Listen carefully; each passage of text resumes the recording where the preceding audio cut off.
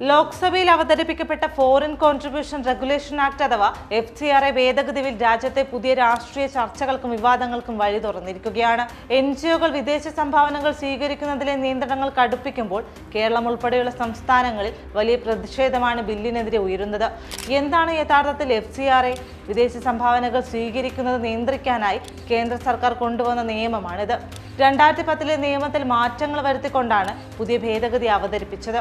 വിദേശത്ത് നിന്നെത്തുന്ന പണം ദേശീയ സുരക്ഷയെയോ പൊതുക്രമത്തെയോ ബാധിക്കുന്നില്ലെന്ന് ഉറപ്പാക്കുകയാണ് ഇതിന്റെ പ്രാഥമിക ലക്ഷ്യം. നിയമം ലംഘിച്ചാൽ രജിസ്ട്രേഷൻ റദ്ദാക്കാനും ഫണ്ട് മരവിപ്പിക്കാനും അധികാരമുണ്ട്. പുതിയ ഭേദഗതി പ്രകാരം ലൈസൻസ് റദ്ദാക്കപ്പെട്ടാൽ NGO-കളുടെ ആസ്തികൾ സർക്കാർ ഏറ്റെടുക്കും. ഇത് വലിയ ആശങ്കകൾക്ക് കാരണമായിട്ടുണ്ട്. നിശ്ചിത സമയത്തിനുള്ളിൽ ലൈസൻസ് പുതുക്കാൻ കഴിഞ്ഞില്ലെങ്കിൽ സാങ്കേതിക കാരണങ്ങൾ പറഞ്ഞ് സ്ഥാപനങ്ങളുടെ സ്വത്ത് കണ്ടുകെട്ടാൻ സർക്കാരിന് അധികാരം ലഭിക്കും.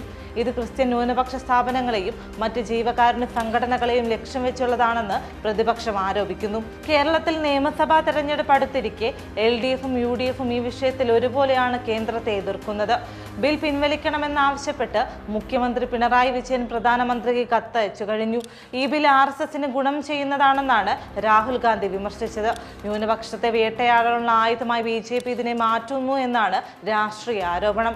വിദേശ ഫണ്ടുകളുടെ സുതാര്യത ഉറപ്പാക്കാനുള്ള നീക്കമെന്ന് കേന്ദ്രം അവകാശപ്പെടുമ്പോഴും ജനാധിപത്യപരമായ വിയോജിപ്പുകളെ അടിച്ചമർത്താനാണ് ഈ ബില്ലെന്നാണ് പ്രതിപക്ഷത്തിന്റെ ആരോപണം.